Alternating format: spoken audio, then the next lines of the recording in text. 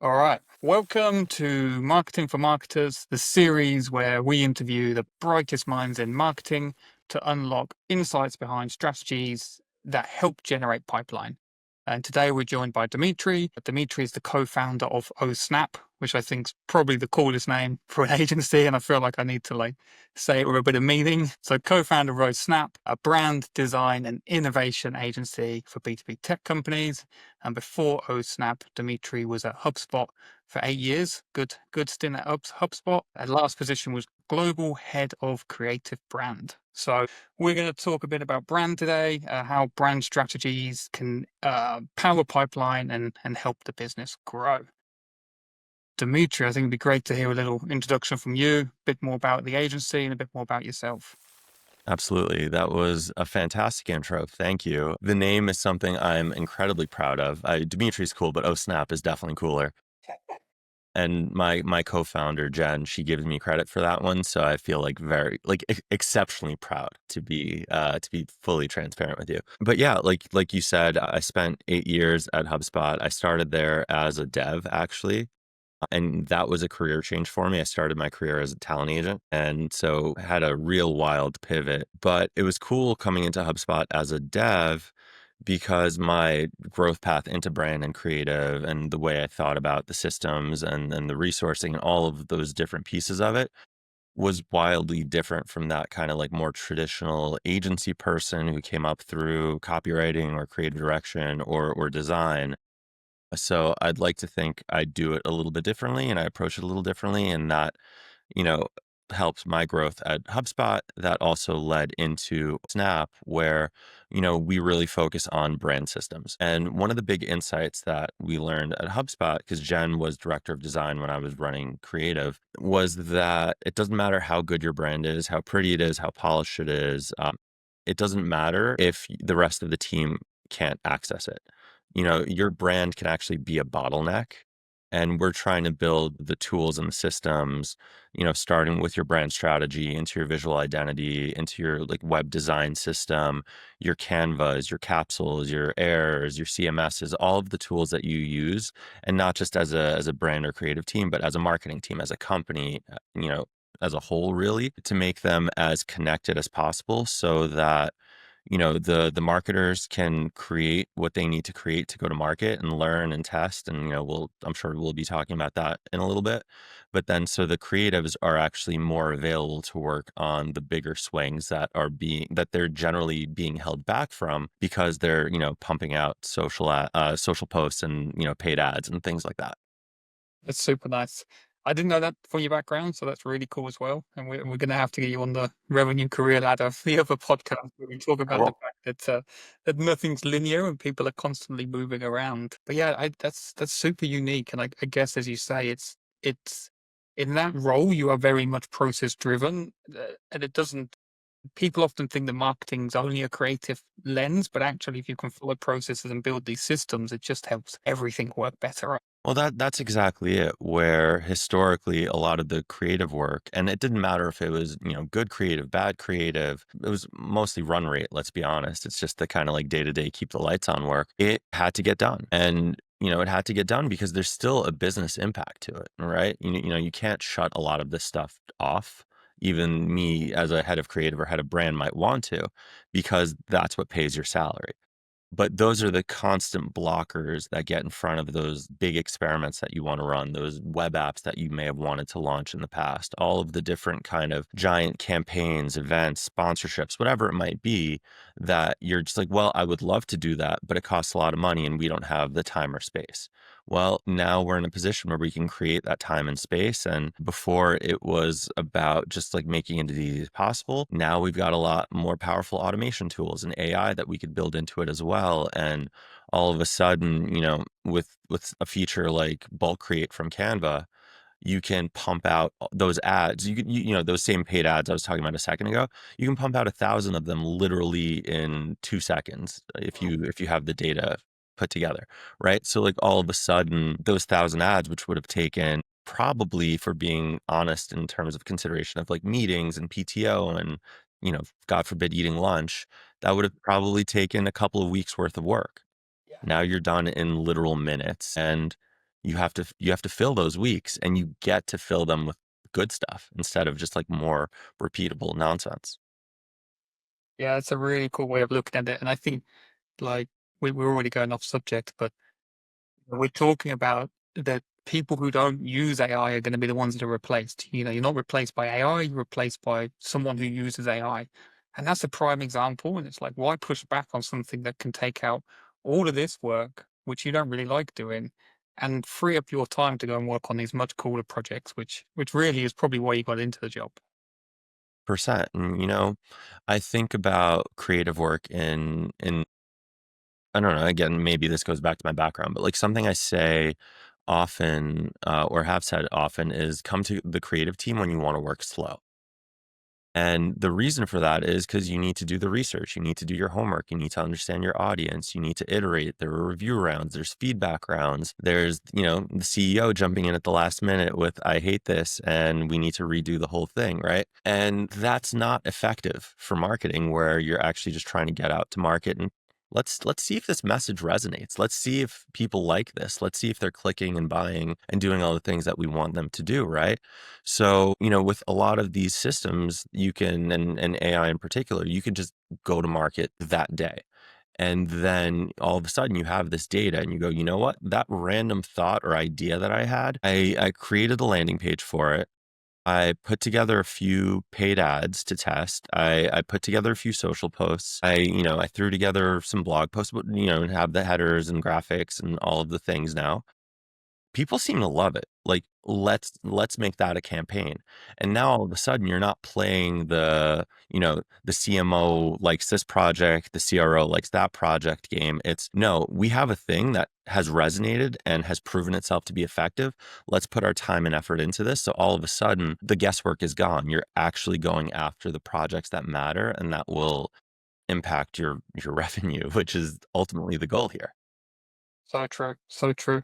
I love it. I couldn't agree more with what you're saying. I think that's like nice to hear and definitely, my experience of working with brand agencies, I think they do a lot of the work and spend a lot of the time in a locked room and then they come with the results and it's sort of expected to work. And there's never been that iteration process or like, let's just get some things out and see what's actually working. So yeah, nice approach. I mean, like one of our, and again, like, we've been in house and we've worked with agencies and we've seen the same thing you have. And so, like, we've started to, almost put together our own like values and like thoughts around how we want to work. And some of it is happening on the fly, some of it was established literally on day one. And one of the first kind of big values for us is no big reveals. Because that's what ends up happening. You work with an agency, and it happens in house too. If you have a big enough creative team, they'll go off into the lab and show up a week or two later, and you're like, yeah, this is cool, but it's completely different from what we talked about. It's not on brief. You're creating things for channels that we don't even have, whatever it might be. And so like this idea of no big reveals is really important to us because all of this has to be collaborative. And like, I know one of the big questions is like the brand versus performance side of things, right? Like, and I think there's just gigantic misconception around like it's one or the other. It has to be and. It's brand and performance. They're partners. They need each other. And it's through that collaboration that you get the best of both worlds because like performance needs awareness. Brand needs someone to close the deals, right? And I guess I'm talking more brand marketing than brand at a high level here. But I've said this on other shows where like I think about performance marketing in relation to fishing, which is a really weird comparison because I myself am not a fisherman by any means, but it's like you have a pond that your audience lives within that pond. And your performance strategy is fishing within that pond. And one of two things happens as you keep going back in with your rod and your little buoy thing and whatnot. Either you catch the fish and they're now out of the water, or the fish learn what's going on and they know to avoid it. So you've gotten to a place where you've like pretty much captured everything you can capture from that pond and you're not refilling it with more fish, right?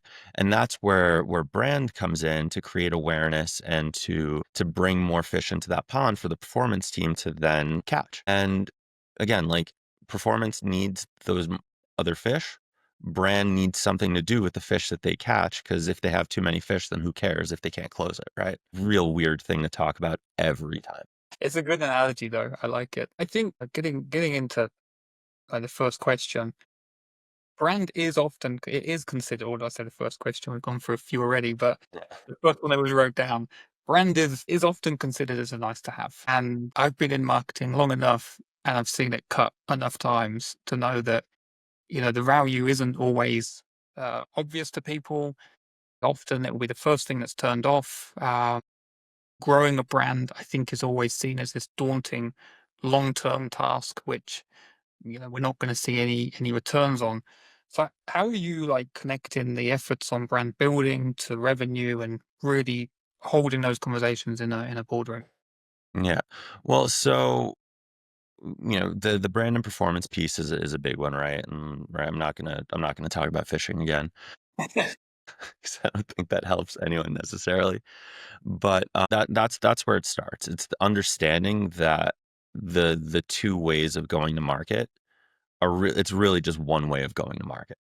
Just different parts of the process. They're different parts of the strategy, and I think we're seeing it in just the general space right now, where most marketing teams are literally running the exact same go-to-market playbook. And it's all paid social, it's all paid ads, and it's all Google, right? And then they're all confused about why they're not showing up in LLMs. But it's the same thing. So when everyone does the same thing, it's much, much harder to stand out. So all of a sudden, brand is that one key differentiator in my point of view, at least. That's going to be the thing. And I'm not talking about just branding, because that is another common misconception. It's like, oh, we're talking about logos and colors. Like, no, yes, that's a part of it, but that's not what a brand is. A brand is kind of that like core piece, that it's the soul of a company, and it needs to be felt across the board. So, one of the other things that I believe wholeheartedly is that brand is bigger than marketing. I don't think brand teams should sit in marketing orgs. It's an unpopular opinion, and it's gotten me. I'm not going to say necessarily laughed out of certain rooms, but maybe Zooms disconnected sooner than they should have. But we and I will answer your question in a second. This is just a very roundabout way of getting there. But we keep running into these situations where you maybe you see a cool a social post or an ad. You click through to the website and you're like, oh wow, this looks really sleek and cool. And I'm gonna hop on a call, and then that sales rep pulls up the deck, and it's nothing like anything that the prospect has seen at that point.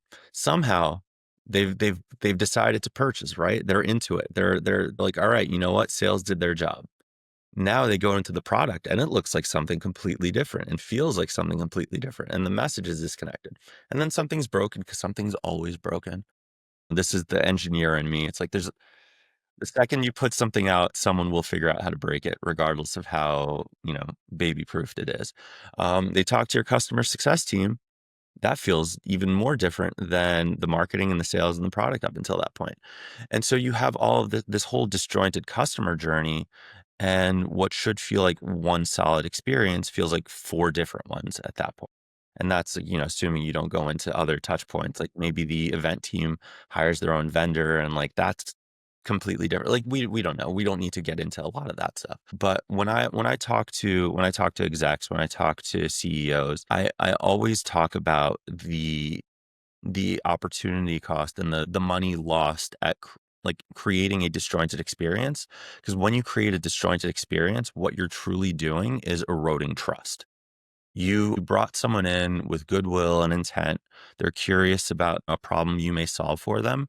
And the further down the rabbit hole they go, instead of seeing what your brand is truly about, or getting just like a deeper, richer experience at every touch point, they get a more disjointed and inconsistent experience. And they go, maybe they're not as put together as I thought, or maybe they can't actually solve the problem that they claim they can solve, and that's lost money. Like there's so many just like lost leads in every pipeline, not because someone said something wrong, not because the product isn't as good as claimed, but simply because I clicked a button and expected one thing to happen, and something completely different happened, and that turned me off, because now I don't know what's going on.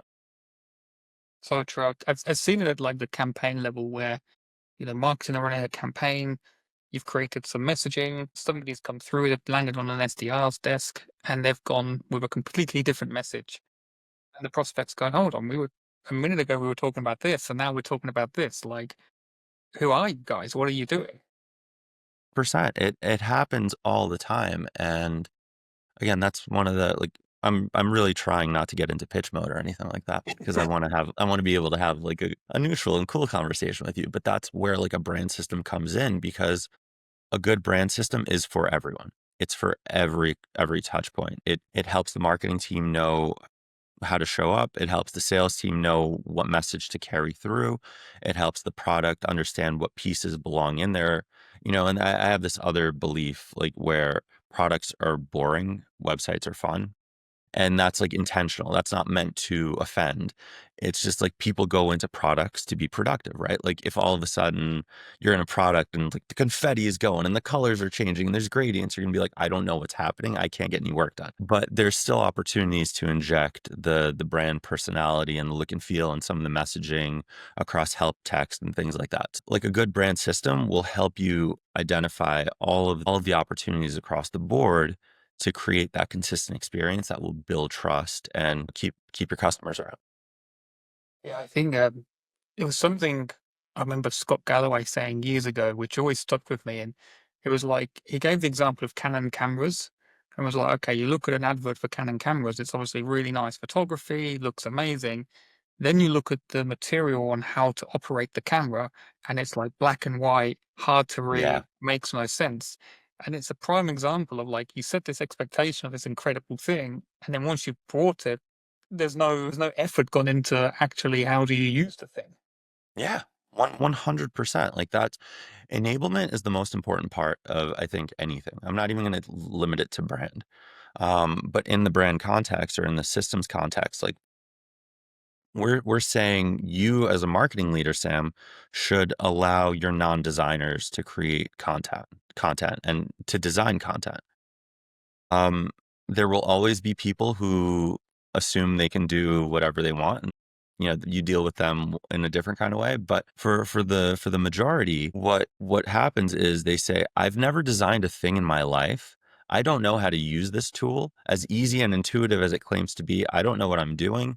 I don't want to go off brand. I'm now super nervous about this all. And you were sitting there like, I bought this for you. I spent many, many, many thousands of dollars on this for you and your colleagues to make your lives easier. And all of a sudden there's this like weird conflict going on. So the enablement of it, where it's like, hey, this is where the brand kit lives. This is where the templates are. This is the context in which you would use these templates. This is how, if you're writing in German, for instance, and something that in English takes three characters, like buy. I don't know. I always use that example, not like purchase buy, but like goodbye, BYE versus Auf Wiedersehen, right? Like that's going to take up a lot more space. So this is how you consider localization and what you do if your content is too long. Like those are the questions that are super obvious that every team is going to have. And there's no reason not to get ahead of that, not to think about that as you are rolling out any new piece of software, any new program, any new channel, any collaboration. Help people understand the why, help them understand the how, and you're going to start seeing the usage grow up. And then you're going to collect feedback off of that, and you're going to iterate and you're going to refine and you're going to clean up, and it's going to get better and better and better, and you're going to create this like flywheel effect as a result of that. But you can't do that without enablement, and you then can't get mad at people for going off brand when you didn't help them get started in the first place. So true. So on your LinkedIn profile, you talk about future-proofing brand, and I'm assuming a lot of that is about building these systems, knowing how to leverage tools, AI, whatever else you're doing. Is that like the kind of advice you're giving to CEOs and other marketing leaders at the moment? That's a big one. I think one of the other pieces is understanding why you exist, right? Like I think that, and this goes back to the point on differentiation from earlier and everyone following the same playbook. Right now, most teams are basically they're saying what they think their audience wants to hear.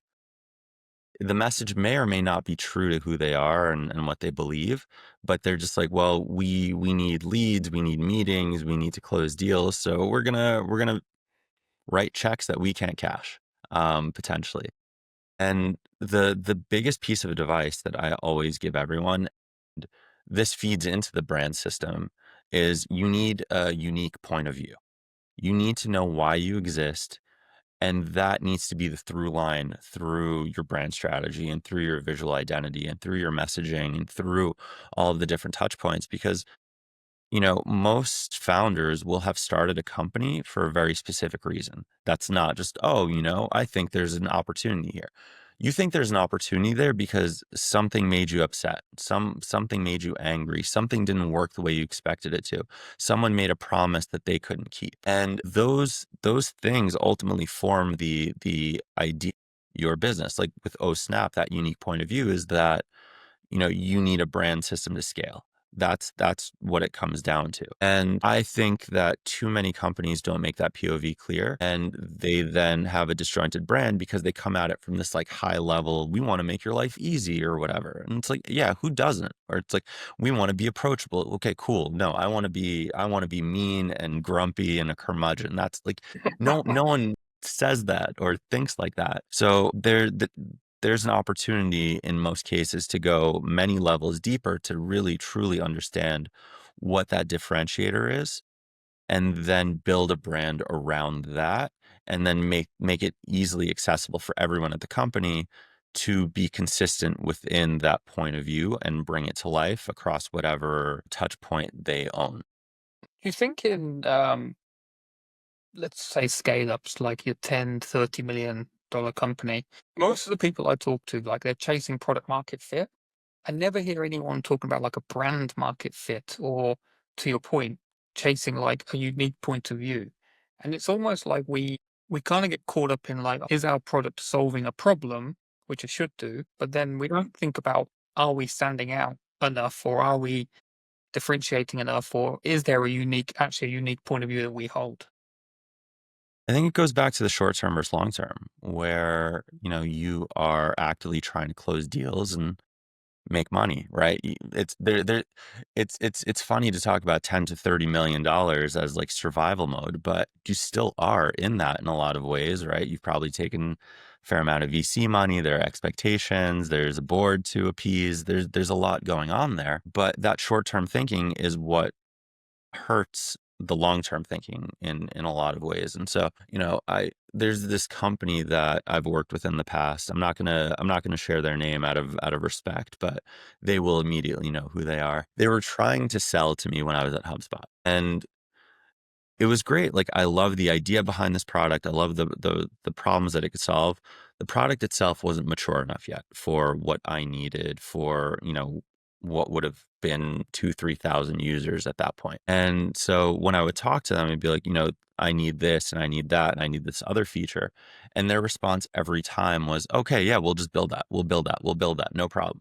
And I Yeah. think in a lot of cases, most people in my seat would be like, oh, perfect. This is great. This is going to be the perfect use case for me. But the thing that I didn't want for them or for myself in the long run is just to have this kind of like closed off bubble mentality of, this is the perfect software for me, because it was the perfect software for me today in that moment, for the team I had, for the technology that existed.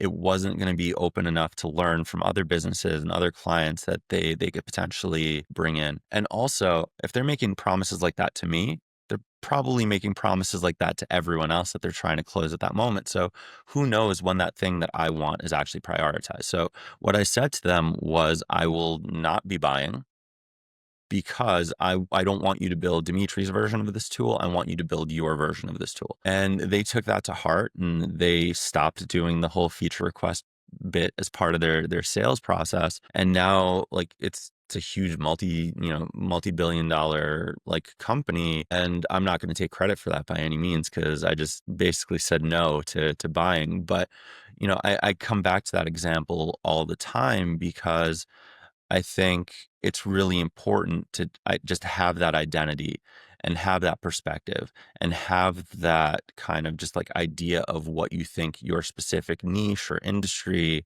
or vertical is missing, and build that, because you are probably not the only person that's thinking that way. There are probably many others who are looking for a solution like yours that either don't have the ability or desire to actually build it themselves. And they're just waiting to see that message pop up somewhere and be like, yes, this is it. This is what I've been waiting for. This is for me. And that's how you build a community as well, frankly. But that's a whole other conversation. So this is kind of going full circle on like why, or to me at least, it sounds like this is explaining why you see brand not in marketing, because you're seeing it as such a strategic function, which is actually influencing way more than just, like you say, colors, logos, messaging. It's actually, what are we doing here? What are we standing for? All of that stuff. That's exactly it. Like I think there's been this kind of misconception that brand is, an arts and crafts department and that they just, design pretty things. I think that comes from a lot of, frankly, C-suite leadership. I'm not going to just put it on CMOs, but C-suite leaderships that don't truly understand the value of brand. They came up at a time when, paid was the way to go and money was flowing and prevalent and everyone had it. And it was a competition about who had the biggest wallet versus who was the most creative. And I think now that we are in a place of no one has the biggest wallet anymore, we're going to start seeing brand take on a very different role, which I'm personally very excited about. It's time for people to put their money where their mouths are. Yeah.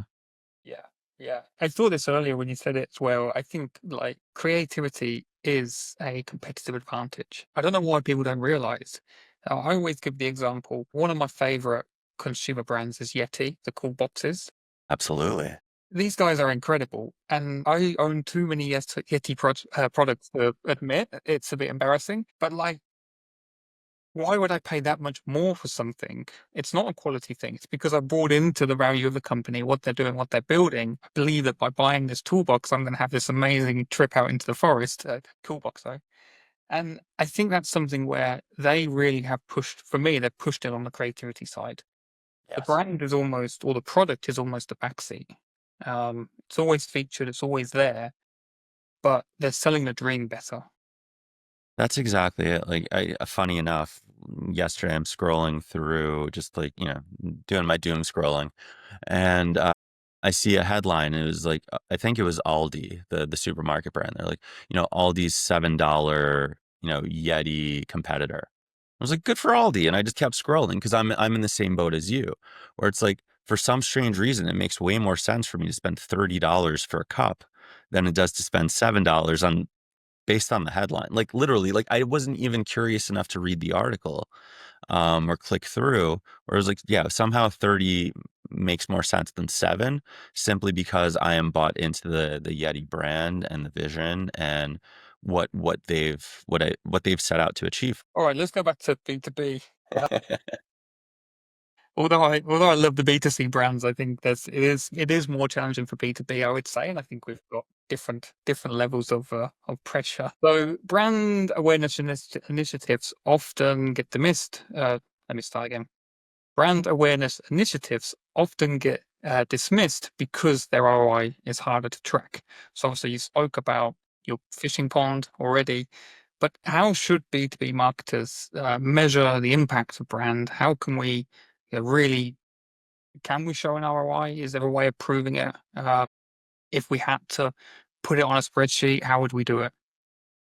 Yes. The short answer is yes, there are ways. And I think there's some traditional answers and some non-traditional answers. And like the traditional answers are ask your prospects and customers, right? Where did they first hear of you? Like it's not first touch attribution or last touch attribution. I'm not getting into that whole debate. That's a can of worms I do not want. But ask people where they saw you and where they first heard of you. And if it's on social, if it's through your podcast, if it's, a billboard or, something like that, like then clearly something is resonating and that people are seeing what you're putting out into the world. You set up dashboards, right? You're measuring awareness and recall and sentiment and intent, and you can track progress over time where it's like, hey, people seem to be more aware of us. Simultaneously, the performance marketing team is up X percent year over year, whatever. Right? You connect those dots where it's like, believe it or not, the more people that hear about us, the more people that buy whatever it is that we're offering. Another one, it's like you can do like brand marketing experiments in like, small geographic target areas, right? So I want to run a campaign. I don't know if it makes sense to do it or if it's a smart thing to do. Rather than just going global with it or national, whatever it might be, I'm gonna for a month of time buy a few billboards and other, or invest more in Google search or whatever it might be in this one city, and then let's track performance in that city. And if the numbers from there are better, you've got something to chase there, right? You've got a thread to pull. If they're not, then maybe the experiment wasn't long enough, or maybe your creative wasn't good enough, or maybe you just put up a billboard that no one drives past. Who knows? But ultimately, it gives you an opportunity to go back and think over what's going on. The non-traditional side of it, and this is gonna, I think, align more with like how I've been talking about brand overall, but like I want people to measure how easy it is for their team to stay on brand. So that's not is their performance. That's very much like an internal NPS kind of thing where I want everyone to be able to go off and create whatever it is that they need on their own. So if the sales team is still bombarding the creative team for cleaning up decks, something's not working. If the content team doesn't have what they need to create those blog headers, something's not working, right? If the product and the website don't have a similar look and feel to them to a certain extent, something's not working. So you need to find what those areas or gaps are and fix those. But you can't do that without asking those questions of the people that you're asking to literally put your brand out into the world day in and day out. And then it's tracking your brand across every customer touch point. One of the things, and I like this was literally like the most eye-opening thing for me in probably my professional career. One morning, and this was back at HubSpot, and Jen did this. She was just like, "Hey, do you have some time?" And like, that's no one ever wants to hear that. It's like, "Oh God, what's about to happen?" And we hop on a call, and she pulls up this just absurd. I don't know. We were probably using Miro at the time. I don't know, but this like Miro board, and it was huge, and it was just like the tiniest little images. You couldn't see any of it. I truly like. I don't even know what I'm looking at the time, and it was every customer touch point. This is how we're showing up on social. This is how we're showing up on YouTube. This is our website. This is what the sales materials look like. This is what our reports and ebooks and whatever look like. This is what the paperwork that we send for renewals looks like. Like literally, like start to finish. It was, I don't know how many hundreds of different pieces, and they were all different. And it could have died in that moment. You know what I mean? It was just such an eye-opening, awakening kind of thing where all of a sudden you realize just how off base things truly are. And it was that opportunity to really sit back and say, you know what?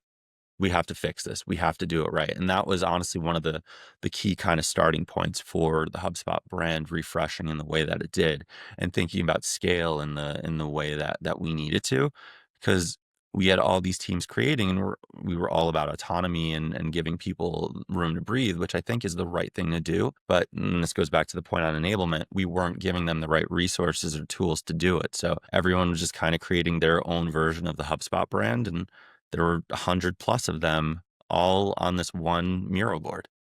Yeah.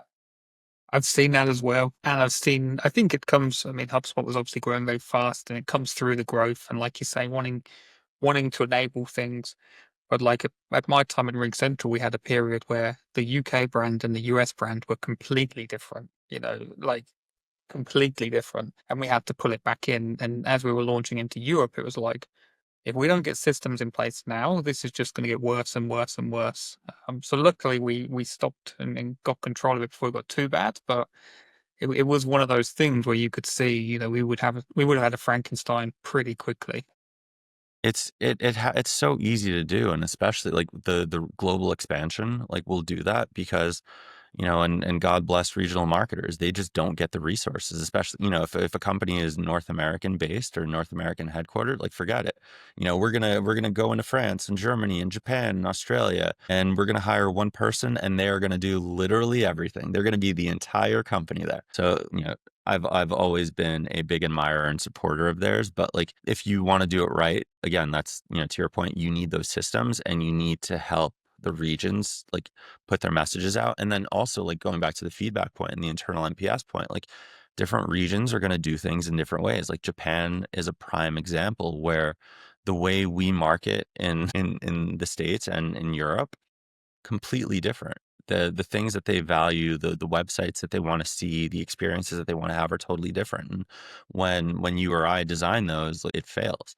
So working with those regional marketers to develop the systems and evolve the systems in a way that will benefit their market while still retaining the like heart and soul and that point of view is so critical. Yeah, many years ago, I used to work with Cummins, the diesel engine manufacturer, and we were like the European leg. We were like the European agency. And we would get this creative handed over. Again, this is back in print days, but like an A4 piece of paper in the UK is different to what it is in the US. The measurements are different.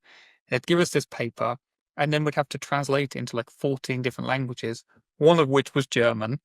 So we were given this design, told we couldn't change anything other than the content into the language. And it's like, well, it doesn't work. Like the words are so much longer. It's taking up, I can't think what the numbers are. It's like 25% more room or something crazy. And it was always one of those things where like we were trying to stick within the guidelines, but there needed to be that flexibility to allow us to localize it. That's exactly it. Like, and more often than not, it's people who don't speak the language. It's people who may have never even been to the country or met someone that speaks the language that are creating these experiences and then enforcing rules that are just unreal and make no sense. So, brands need to be flexible. They need to be able to stretch, and you gotta know where you can push and pull on them without getting rid of what makes the brand. And like it's not line spacing or letter spacing or it's none of those things. So like yeah, create a design that can be flexible enough to add 25% more space for all the Auf Wiedersehens out there. All right. So me as VP of marketing, what would be the number one tip you'd give to me for like if I want to get buy-in, I want to start investing more long term. I want to look at like design systems and brand systems. What would be your tips to me? How can I start selling that story?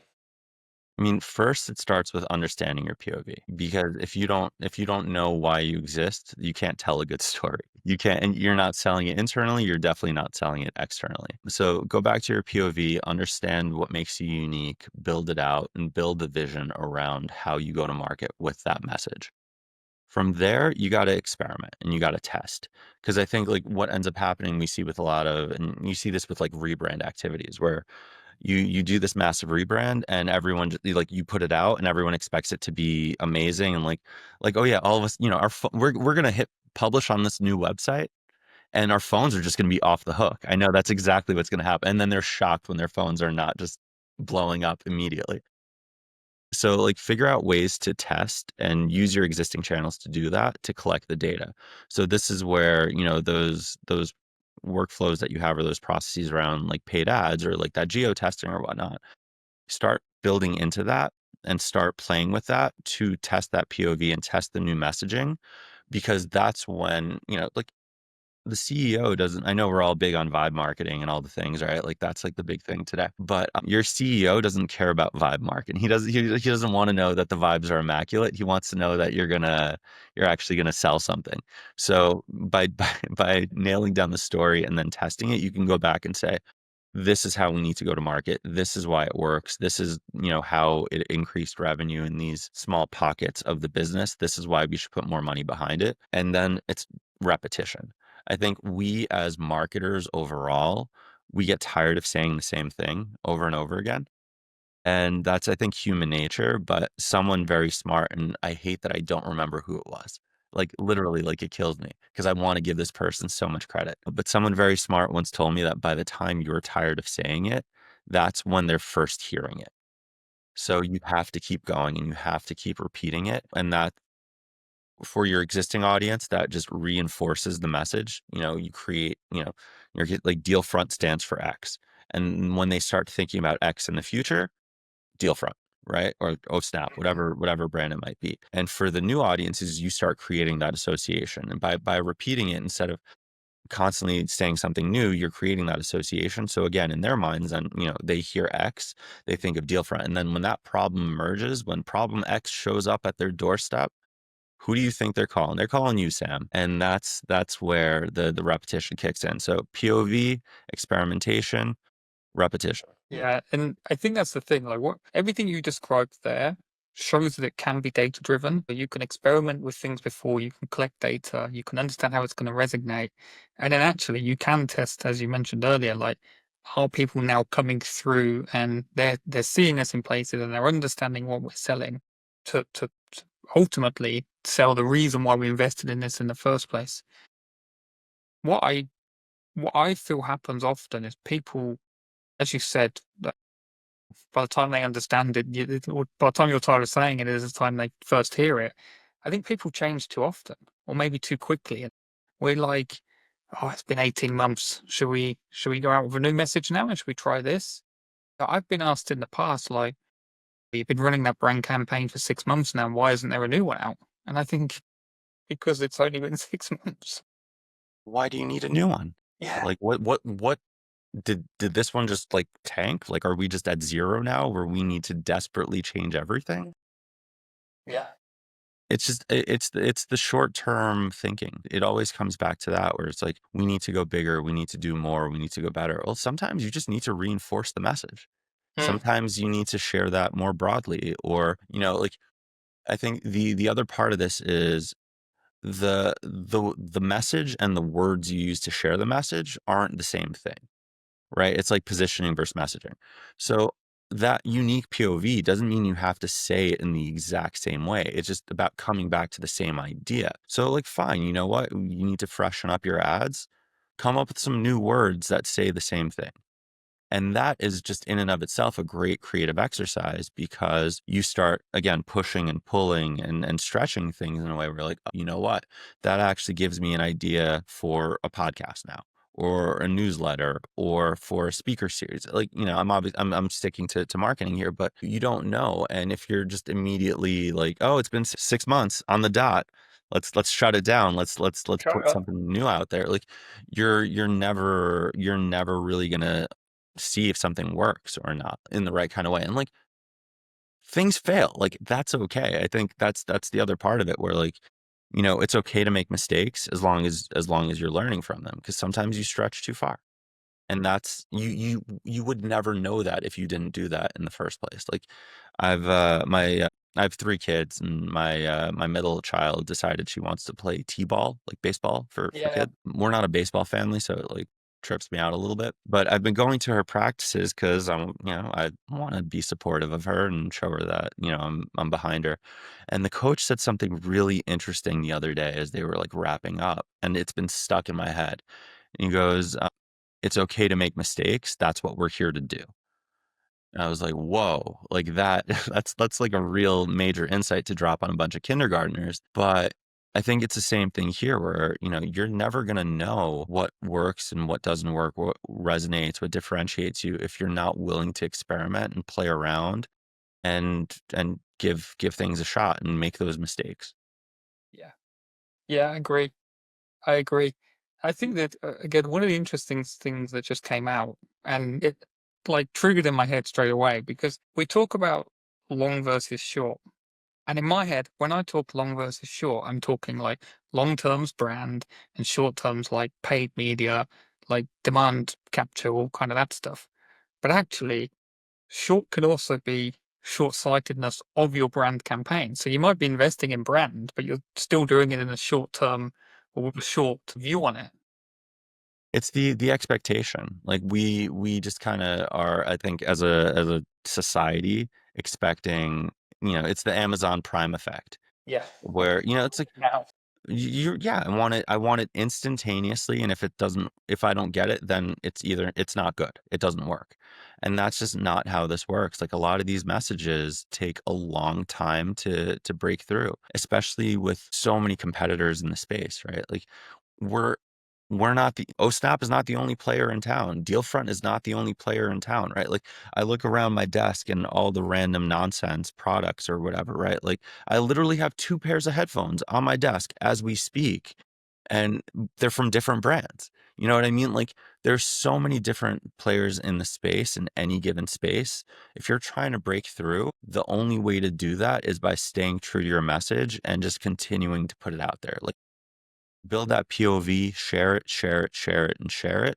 Attract your tribe, attract your audience, and sell to them. I think like the other kind of short-term thing here is that, everyone is our audience, or our total addressable market is everyone. Like, no, you don't want that. Literally, that's the worst possible thing for a brand, because then you need to do a million different things to try to keep all of those different, subgroups and cultures engaged. No, find the people that believe in what you're saying and market the hell out of them. Like sell to them, because I'd rather have those people that are immediately engaged and on board start doing my own marketing for me than have a bunch of people that I have to like desperately convince because like, oh, they want to save money. They want an easier workflow. They want an all-in-one solution, whatever it might be, you know. My favorite one that someone said to me once before was favorite as in it's a bad thing. I said, "Oh, we sell to CIOs. They don't care about brand." And I'm like, what? Like, this isn't just, you don't do branding just when you're selling to marketers. It's like everyone is impacted by this. They've still got a need. And again, like for us there, the message was all about security and reliability. Like they want to know that you stand for these things. It's literally like those are the definitions of trust. And that's what a brand builds for you. It builds trust. It creates trust. It develops relationships. And then CIOs want to have those relationships. Like, what do you think? The CIO isn't out on the weekend, going camping with their Yeti, with their cooler? Like, they absolutely are. Like, they are just as bought into these things as everyone else. Yeah, I don't like, I'm not going to keep repeating the message here, even though I probably should. But like, yes, everyone cares about brand. We're going to create another podcast called "The Crazy Things We Hear," and we'll just go through the I all would the love that. randomness that comes out. CIOs don't care about brand. Get out of here. All right, let's go one more question then. What's one actionable tip you would give a VP of marketing, someone that wants to walk away? They've listened to the podcast, they've heard us talk a lot about brand, but what's one thing they can take away and start acting on now? I would start on internal enablement. I think the other part, and like most people would just expect me to say like, oh yeah, give Dmitry a call and I'll take care of all of it. And like, listen, I will happily do that. I will happily help you. But there are already tools and systems and frameworks and ideas and thoughts that have been built out within any company. Make it easy to work with them. If you spent the money on Canva, help people learn how to use it. If you spent money on a CMS and built it out with reusable components and modules, help people understand how to use it. If you have a Google slide deck template, help people understand how to use like it seems so simple, but it's those simple things that change the game. Like one of my core beliefs is that habits are that they're easy to make, but they're hard to break. And if you, in the back of your mind at some point is, well, you know what, we're gonna raise another round, we're gonna IPO, we're gonna hit whatever that next major milestone is, and then we're gonna change everything up, you are in for a rude awakening, because you have a bunch of people who are going to be set in their ways, who like things the way they are, and you need to ease them out of whatever it is that their current way of doing things is into whatever that next way is going to be. So think about internal enablement. Think about how you help your team show up and go to market, and then identify what the gaps are and what they don't have and fill those gaps. Then give me a call. I like it. Really good. Nice, subtle sales pitch, but we've still got work to do on our own, which is good, right? Like there's something we can take away right now, go in action. And I've been in a lot of companies, and I can say for sure the enablement piece is overlooked. There's obviously a lot of enablement that goes on. We talk about product and messaging maybe, or what we want people to talk about if we're launching a campaign, but I've seen some really terrible pitch decks out there from salespeople, and I know that they're creating their own things. And actually, with AI now, they tend to be doing it more as well because they can do it. So, yeah, the enablement piece, I really do see the value in. Nice action. Yeah, I mean, most software or most processes have like a single champion, and that person is so excited, right? Like they're the ones who are going to get to the finance department. They're the ones who are selling it to you or to whomever.